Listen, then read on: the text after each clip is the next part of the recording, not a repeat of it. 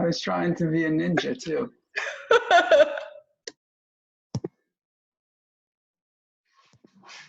Rachel, do you have access to allow people from the waiting room or no? I don't know. I don't think so. All right. And someone just registered, so I'm trying to send them the online link I sent it to them a second ago. to the last one. Yep. Okay. I don't know. How do I do that? I don't know. So guys, if I have to let someone into the room and I cut off for a second, I apologize. I am recording, so if you miss or if you get cut out, feel free. It'll be posted on YouTube and other pages tomorrow. If you have any questions, Rachel is going to relay them to me, but otherwise we'll keep going and we'll save questions towards the end. Rachel, you have anything to say before I do an introduction and get started?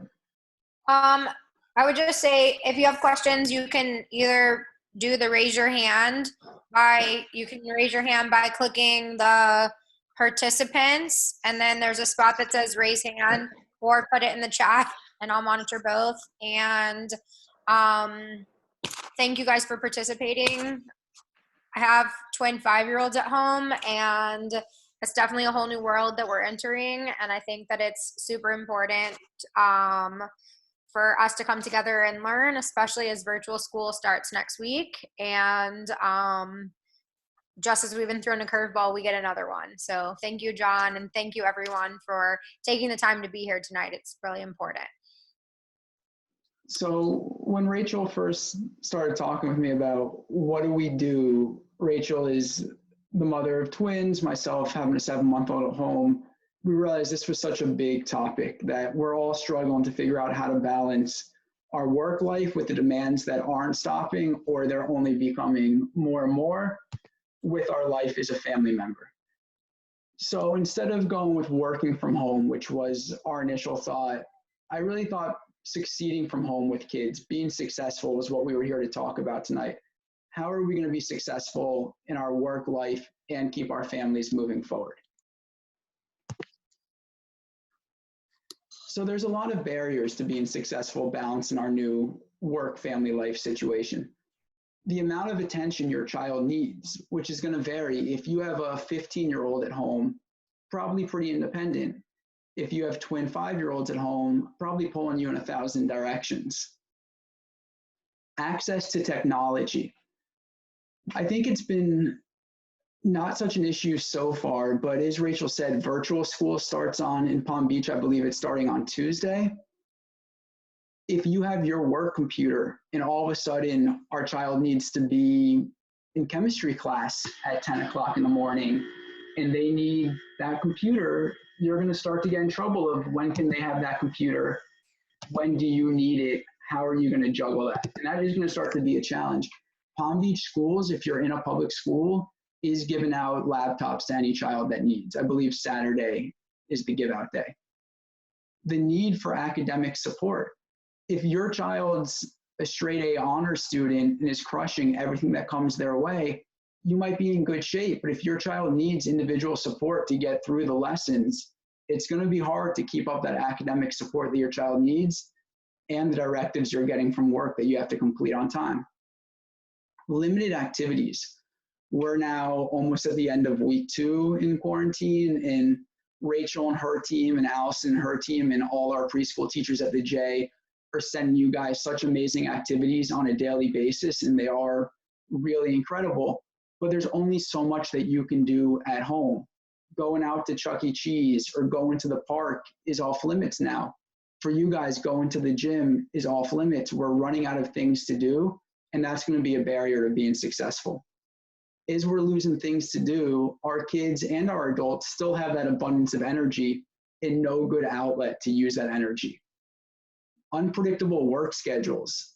I know work calls come up out of the blue, projects come up out of the blue. It's very easy the night before to say we have a perfect plan until a work call pops up at 10 in the morning and throws a wrench in everything. And then lack of support from the community because of shelter in place. I wish in any other situation, I would call my mom and say, Grandma Sue, you're needed here to watch the baby so my wife and I can work. Unfortunately, she's in shelter in place now from Broward. She can't come up. We're losing our community support. And that's going to be a bigger and bigger issue as this goes on. So how we're going to be successful? The first thing I think every family needs is to communicate. And something that we've been doing in my household is every night I look at my schedule for the next day. My wife looks at her schedule for the next day, and we talk. So I know I have a 9 o'clock and a 12 o'clock conference call that I need to be 100% on, and she doesn't have anything big in that time period. I know she can shift some of that attention towards our baby while I need 100% focus. If there's something that you need to do that you need to be fully engaged in, you need to talk about, can your spouse pick up the slack if possible, or what else can you do? Make notes of that time you need to be 100% focused on work. What are your conference calls? What are your deadlines? And start your schedule there. See if another adult can be on duty, or, and my brother in California is doing this quite well, he's using FaceTime with grandma. When he needs to be 100% focused on a project and grandma's in Fort Lauderdale and he's in LA, he's having the kids FaceTime grandma, and that's giving him that half hour, 45 minutes of 100% focus to be successful. And start to come up with your plan for the next day.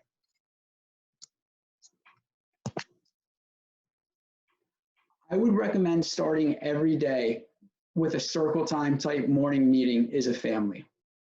Review the schedule for each adult in the house. Hey kids, mom has a 10 o'clock and a 12 o'clock conference call. Dad has an 11 o'clock deadline and a 3 o'clock meeting. Go over the rules and the reinforcers for the day. Remind our kids what they're going to be working towards for the day. You're going to have to break out the big guns with reinforcers right now. Go over what activities each child has to complete and what they can pick from. You guys are going to have must-dos and options. Starting Tuesday, math, reading, science, all that work, that's going to shift into must-dos. If you want to play with your cars, if you want to play PlayStation, play on the iPad, those are activities we can choose from. And when you take those must-dos and those choices, that's going to let you formulate a schedule for the day. I think everyone in the house should have a schedule. If you have a whiteboard, that would be fantastic. We don't have a whiteboard. We have a chalkboard in our house. So every morning we write out what our schedule is going to be for the day. I put all my meetings, all my projects on it. My wife does the same, and it lets us stay organized. This is where I am when, this is exactly what I'm doing. If you don't have a whiteboard, paper schedule would be awesome. A simple picture schedule could be very easy to put together. You want something that you can cross off or erase as the schedule's going, so you see how your day's progressing, and so your kids see how their day is progressing. This could be an example of a schedule you make for your child. First, they're going to do computer time. Then they're going to write about Thomas Jefferson. They're going to play some Starfall. They're going to check out a book, and then they're going to read with friends. Obviously, we're not reading with friends right now, but it's just an easy way that you can make a Microsoft Word schedule that they can then check off as they're going through the day. I don't expect you to have this in your house, but another example, if you had to have different schedules for each child in your house, the child on the far left, a little bit younger, can only handle one activity at a time. So his picture is up there for his first activity. When he finishes his first activity, we'll show him what the next activity is. The rest of your kids can handle their whole day being out there. You can individualize it based on the age and the independence of your child. Really think about where you're going to place preferred activities. I think that's one of the most important things you guys can do right now. If you know your child absolutely loves iPad time, and you know 11 o'clock you have a conference call with your boss where you need absolute silence and focus, that iPad time should be at 11 o'clock. If you know that math is where he's really going to struggle, and you know that 9:30 you're working on a project, but it doesn't need your undivided attention, 9:30 is when that activity should be going on. you really need to think about where those preferred activities are going to be put into your child's schedule, and think about where you can put those either non-preferred or more challenging activities for your child. Start with those times of days where you need the most independence. Again, you know that 1 o'clock, you need to be able to put blinders on and not even know you have children for that half hour. That's when the big guns are coming out. Provide as much choice as you can. And this is not, do you want to go play on the street with your friends or do you want to do your math work? This is, do you want to start with your math or your reading? Do you want to start with your blocks or your toy cars? I don't care, you're going to do them both, but you think you have control by giving choice. I always use the example of, my wife does this to me all the time. If we have friends coming over and the house has to be cleaned up, she'll say, do you want to vacuum and sweep the floor or do you want to clean the bathrooms? Every time I pick vacuum and sweep the floor because it's so much easier. And I'm thinking, silly Katie, she thinks I'm going to clean the bathrooms. I'm just going to vacuum and sweep the floor. And she's thinking, silly John, I got him to do 50% of the cleaning without putting up a fight. Using that choice, giving people perceived control works. Give your kids as much control as we can. Have those reinforcers, those incentives for following the schedule.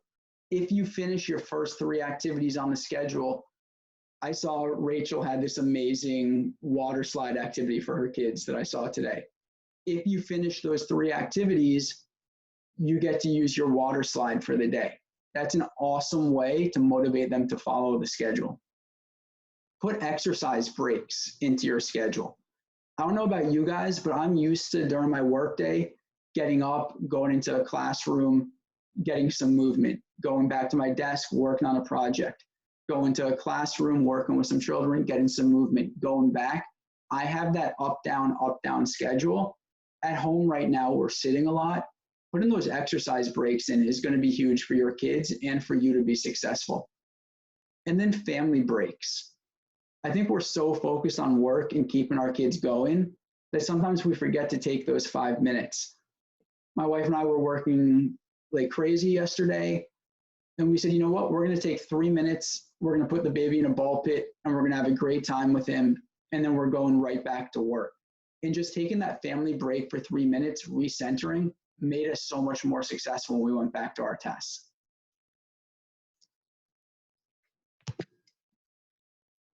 Having routines.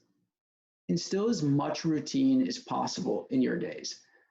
Start the morning with breakfast, with your morning meeting. Know you're going to have lunch and dinner together, that you're going to go for a family walk at 6, that 11 o'clock every day we're going to check in. The more routine you can put in our day, the more successful your kids are going to be, which is going to make you more successful. We're all stressed right now. You know, where's our next paycheck coming from? Are we going to have a job tomorrow? Can we even get to Publix? We did Publix delivery yesterday, 2 days ago. It was unbelievable. Highly recommend it to everyone. We have so much stress in our life. Our kids are picking up on that. They're not going back to school on Tuesday like they're supposed to. They weren't in spring break camp like they were looking forward to. Their soccer league, their baseball league, their dance class, it was all canceled. They lost their routine. Their life's been turned upside down. We need to keep that in mind and give them as much stability as we can. Use those preferred activities as part of the routine. I can't believe I'm admitting this, but part of my routine now is every night about 8:30, I sit down on the couch and I watch Love is Blind, and it is amazing. And that's now our routine. We zone out for 30 minutes, we watch garbage TV, and it recenters us. Have that routine in your life. Have those mealtime routines. You're going to sit down, you're going to cook together, you're going to eat together, and you're going to catch up on your day. We're so used to, when we're at school and work, having those conversations. Hey, bud, how was your day today? Tell me about your school day. But now, because we're together all the time, we're losing that mealtime routine. We're losing those conversations. You need to put those back into your life. And then have an end of the day activity. In school, we call it a closing circle, but have a way to recap your day as a family and start that plan for tomorrow.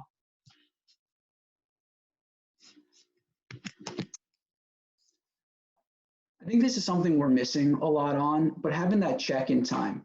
We call it the HUGS curriculum, and what that stands for is hello, update, and goodbye. So when you're really busy, take that 1 minute to go through the HUGS. Check in with your child, ask them how they're doing, what they need from you. Goodbye, I'll see you in another hour, bud. But you're doing that constant check-in so that they know what's going on and what the expectations are. This should be done at least every hour. For our younger kids, you probably want to be closer to every 30 to 45 minutes. Again, it takes a minute, maybe 2 minutes. And you really want to give your child a safe place to vent. A lot of our kids that I'm seeing are almost afraid to vent to mom and dad. They know how stressed you guys are.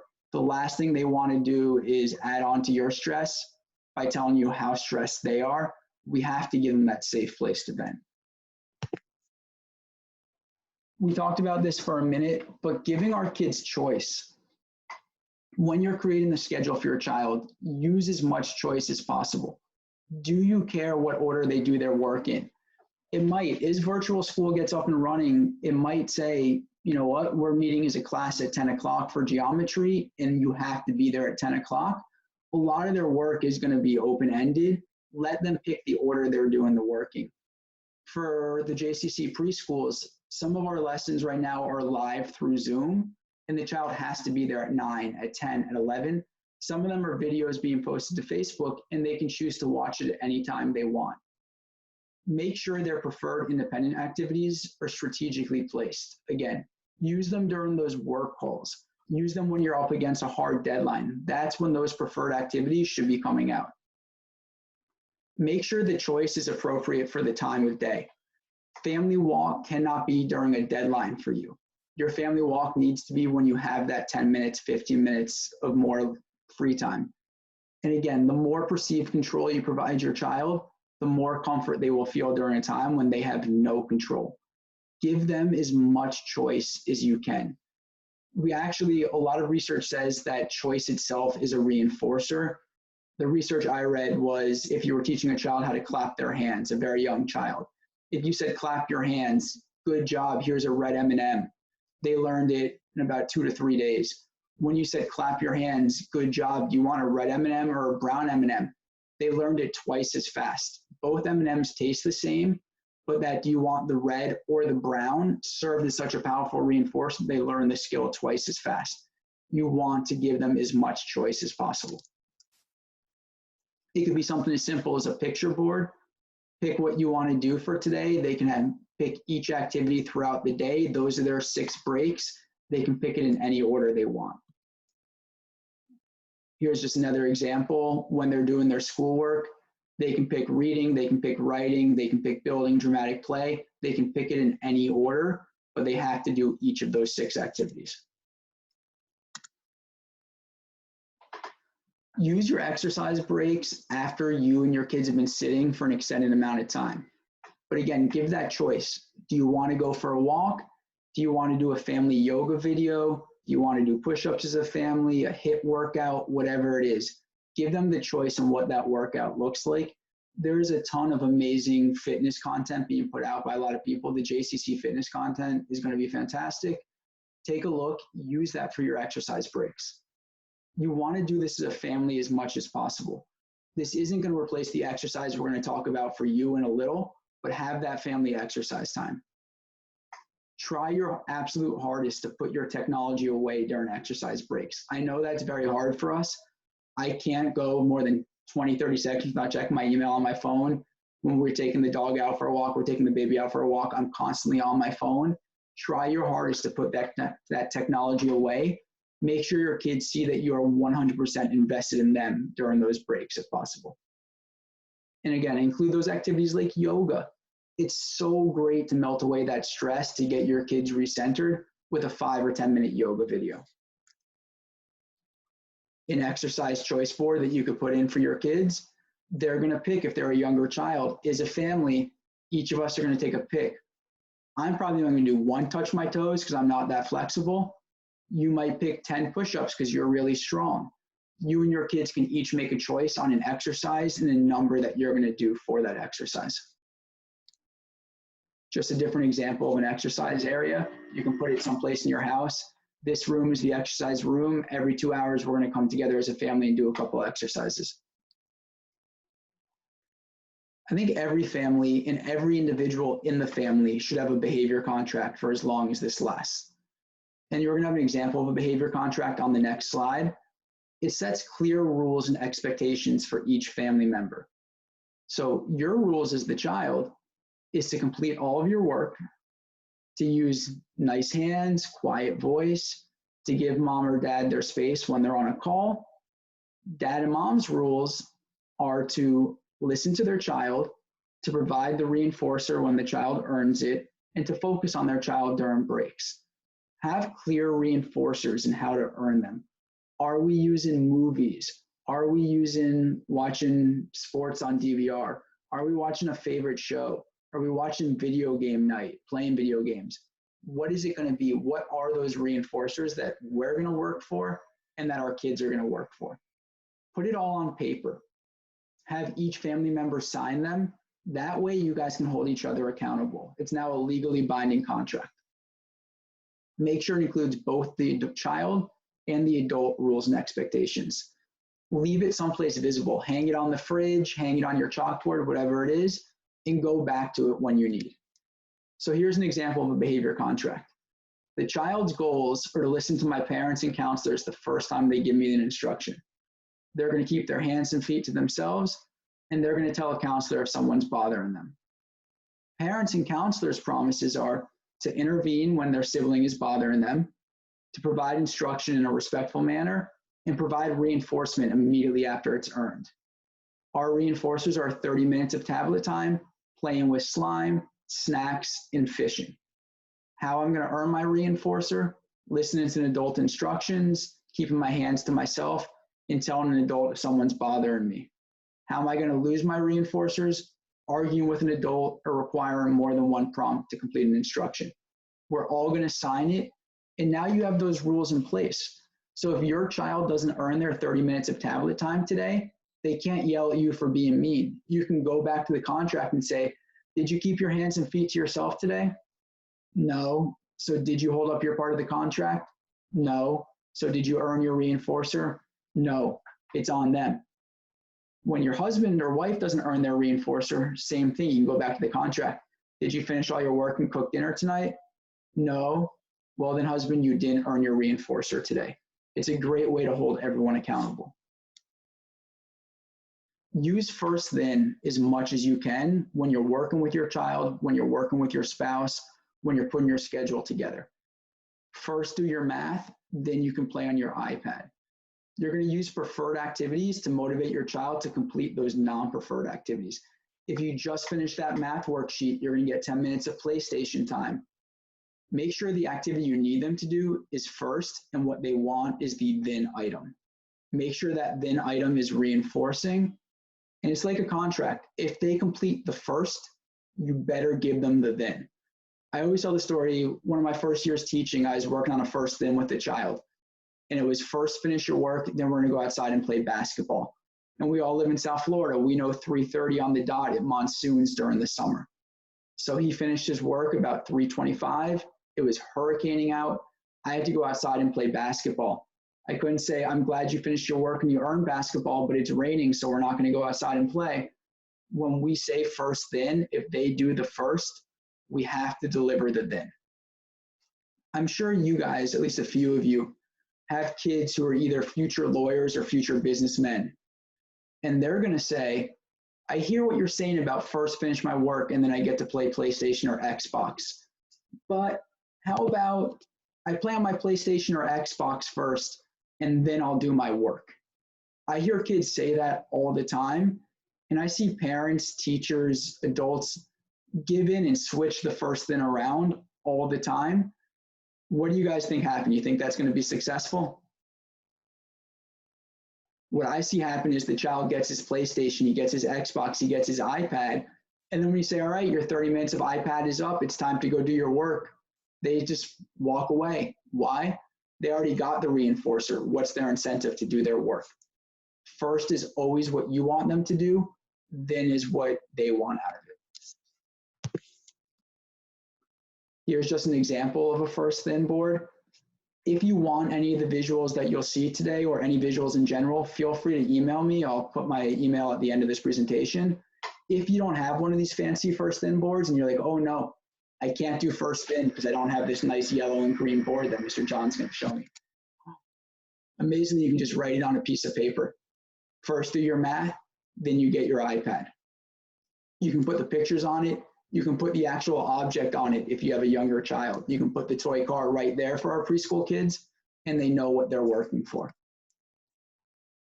Token boards and sticker charts are probably going to be your guys' best friends right now for our younger kids and even our elementary age kids. If the child earns X amount of tokens, they earn a reinforcer. You're going to set clear criteria for earning tokens.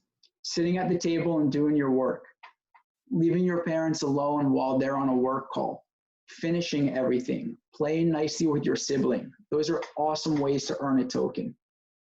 Each individual in the house should have their own board or chart. Make them super fun. I'm going to show you a princess example in a second. Allow each individual to pick the reinforcer they're working for.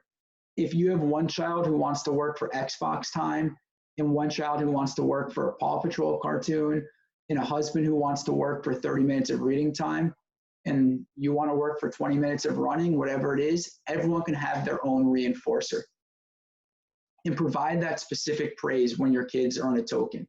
So if your child finishes a math worksheet, it's not just, here's a token. I love the way you finished that math sheet. Awesome job, high five, here's a token. You have to be very specific with the praise that you're giving your kids and your spouses. So the princess is working for. This is so much cooler than just a blank sticker chart. If you don't want to use the thumbs up, you can even make little stickers that are Elsa, that are Anna, that are Jasmine, Rapunzel, Pocahontas, Sleeping Beauty. I'm running out of princesses. I'm sure there are 10 of them though. And you can have each princess be a token, and when they earn all 10 princesses, they get whatever they're working for. You can get really creative and make a castle. And when the princess gets to the top of the castle, she earns the reinforcer. If you have boys that are super into sports, make a football field, start at one goal line. When they move 100 yards, they score a touchdown and they get that reinforcer. You can make it really fun, really exciting, and you're going to see that behavior turn around real quick. Think about group contingencies for the whole family. Maybe you have a marble jar for the family. And whenever a family member finishes a task, if a kid finishes a worksheet, if a child watches one of his Facebook videos from his teacher or finishes his circle time, they put a marble in the jar. When the whole jar is full, the family gets a super exciting activity.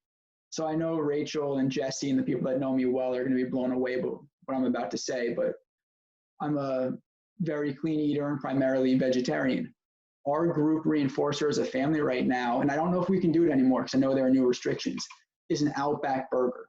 So if we finish all our work as a family and fill our jar, we get to order takeout from Outback and have a burger and fries, and that's like the greatest reinforcer in the world. And we're working on that together as a family towards a shared goal. It lets us hold each other accountable during this crazy time, and it makes it more fun. If it's not going to be a meal, or if we lost that meal since it's not essential anymore, I'm not sure. Could be a favorite movie, could be video game night, could be a family jog, whatever it is, you're working towards something is a family. That token board, each person earns their own reinforcer.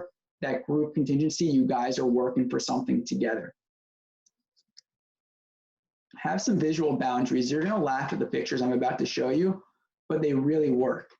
It can be a simple do not enter when you're on a work call. It could be taped to mark off each child's space, or it could be a simple placemat that you put out at the table for each child to work with their puzzle or their toys. Or it could be a stop sign. When the TV is off limits, when the computer is off limits, you put that stop sign up, and all of a sudden, can't go there anymore. So here would be a finish sign for a computer. I need to update that picture. I don't know if they make those big computers anymore. Visual boundaries. This is your work area. When you're working, you stay in there. If you stay in your work area and complete your work, you're going to earn a token. I know the child can step over the tape at any time. I get that. But if it's reinforced, if it's being tied into what they're working towards, you're going to see success. Please use timers. Set the timer to show when one activity is ending and the next is beginning. If you know you have a 30-minute work call, set the timer so your kids can see when you're going to hang up and be able to play with them again. It can be auditory or it can be visual. There are amazing timers where as the time goes by, it turns red, and when the whole thing is red, the timer's off. You can order on Amazon. They're still delivering. It's like $8. Be a great use of time. You can order that dollar timer. I don't recommend using your iPhone because when your child's very stressed out and the iPhone goes off to say, put away the iPad and go back to work, your iPhone is being chucked across the room. If Jesse's still here, I'm pretty sure he's going to say, if your iPhone breaks because Mr. John told you to use a timer, we are not going to reimburse you for that. Stay away from your iPhones as timers if possible. Give verbal warnings paired with the timer. It's not just I'm setting the timer. When the timer goes beep, beep, you're going to put away your favorite toy and go back to work. It's 10 more minutes and pool time is all finished. 5 more minutes and we're getting out of the pool. 3 more minutes, we're going to dry off. 1 minute when timer goes beep, beep, beep, we're going to get out of the pool and go back to work. You want your kids to see the timer. You want them to know it's coming. This is going to be really hard for our parents who have kids who are in elementary or middle school. Make sure there's a clear structure to every task that you're asking your child to complete. It can be in a folder where the left side says to do and the right side says finished. It can be in shoebox bins going left to right, top to bottom. As they finish a bin, they put it away, they take their next bin. You want something that structures the task for them. It's going to increase independence. When you're in the middle of a big project and your child's working on their math, you don't want them coming to you after they finish a worksheet and says, I just finished that one, what do I do next? By structuring it that way, they're going to see what's next. They're going to be independent. They're going to stay out of your hair when you're trying to work. Again, very simple.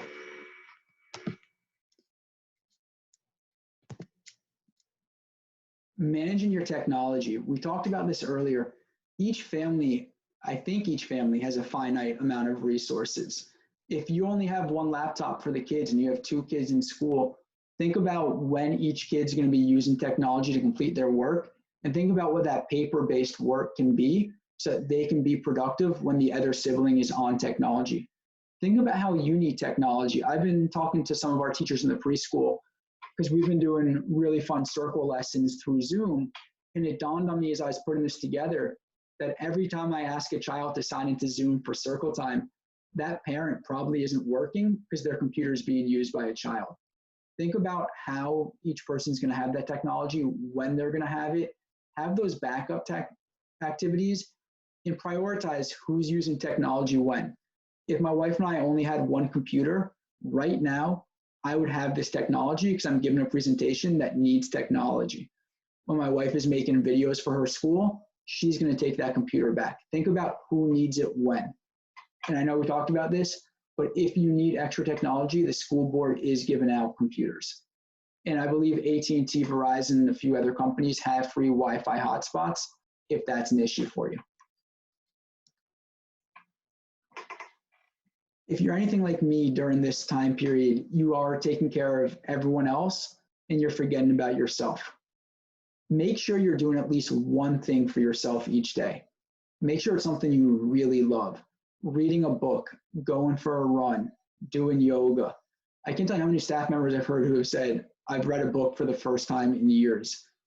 Take that time for yourself. Give yourself that 20 or 30 minutes just to do something that you love. It doesn't need to be family-based. It's for you. Reach out to your community when you need help. I told you the story of my brother FaceTiming my mom with the kids when he needed that break. Think about how you can use the people in your community to give you that support. Think about how you can use resources. I absolutely love this. I actually stole from her, and I'm having all the families I work with in my own family use it now. Rachel used, apparently you can go to Disney on YouTube. I didn't know this, but you can just go to YouTube and you can ride any ride you want. And Rachel and I had to have a 10-minute phone call to talk about this project. And she said, just give me 1 second. My kids are about to get on Splash Mountain. And I was so confused. I was like, your kids are getting on Splash Mountain? I thought Disney was closed. She said, no, go to YouTube. You can type in Splash Mountain. It's like they're riding the ride, but with no lines. Use those types of activities to give you the help you need. And when you're starting to get really stressed out, when needed, make sure everyone is safe and just walk to another room and stare at a wall for a couple minutes. Recenter yourself. We're all going to get stressed out right now. It's a crazy time. It's better to make sure your child's safe, make sure your spouse is safe, and walk away than do something you're going to regret. These are a few awesome resources. I'll email the link to anyone who needs it.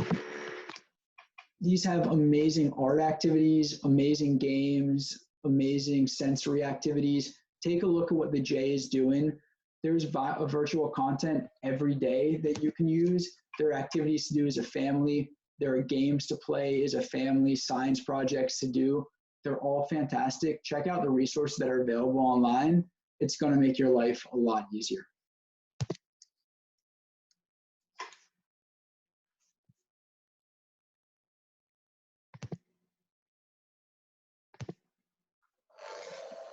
Are there questions, thoughts? I know there was a chat going on, but I couldn't see what was being asked. There were no questions asked, just comments about Disney and Love is Blind. Jesse, I'll try to get you your annual pass back. If there are visuals that you guys want, feel free to email me. I'm putting my email in the chat box right now. I'm happy to send you some token boards, some sample behavior contracts, anything else that you guys need to be successful at home. What was the Huckleberry website? You all are going to get a copy of this presentation sent to you first thing tomorrow morning. It's the last slide on the presentation. Just click on that, it'll take you to it, but it is a fantastic resource. Hey, John. Whoa, Jesse, you're in the Bahamas? I couldn't take it anymore. I'm out. I just want to say, for folks that don't know, I'm Jesse Rosen. I'm the president and CEO of the Mandel JCC. I hope this was helpful. As I was listening to it, just to see what I'm paying John for, I was actually texting with Amy, and I think I may ask Allison and Rachel, we're going to send a link to this out to all our after-school families. If you know parents that want it, right now everything we're doing is all about trying to get information to people. It's not about whether you're part of the JCC. We're all part of the same community and in the same craziness. So I really appreciate everybody being here. And if there's feedback on it or stuff you want to see or stuff we can do that would be helpful, please send it to our programmers because we really want to be here to support you guys as much as we can. Tips for toddlers. I'm in a similar boat. Lots of activities that are sensory seeking, hands-on, art-based, using those really fun activities. We have a little fake pool in our house. We bought 400 balls for a ball pit on Amazon the other day. We made a crazy ball pit. We snuck it in as reinforcing activities throughout the day. Keep them as engaged as possible, as many hands-on activities, wear them out as best that you can, and use your spouse if possible, if they're at home, if they're still working from home, to have that break schedule so that you can focus on what you need to when you need to.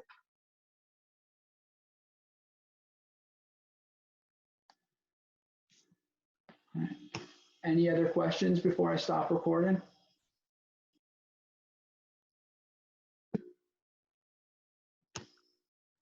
All right, guys, have a fantastic night. Bye, everyone. Thank you for participating. Thank you. Good job, John. Thank you.